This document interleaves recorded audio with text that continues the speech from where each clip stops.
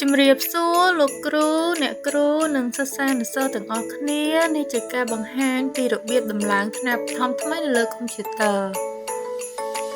នៅពេលដែលយើងបានចូលនៅលើផ្ទាំងទំព័រនៃថ្នាក់បឋមហើយសូមលោកគ្រូអ្នកគ្រូសិស្សានុសិស្សទាំងអស់គ្នាចុចសញ្ញាត្រេ3បន្ទាប់មកស្វែងរកពាក្យថា More Tool បន្តមកទៀតសូមស្វែងរកពាក្យថា App តមកលោកគ្រូអ្នកគ្រូសិស្សានុសិស្សទាំងអស់គ្នានឹងឃើញពាក្យថា Install ថ្នាក់បឋមតមកចុចវាមកចុចពាក្យថា Install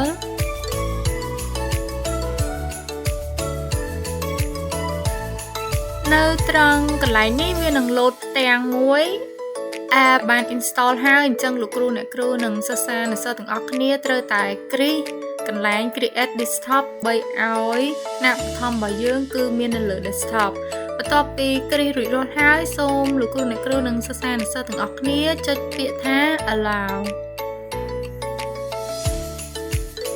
ចុចពាក្យថា yes ហើយយើងទាំងអស់គ្នានឹងទទួលបានថ្នាក់បឋមនៅលើ desktop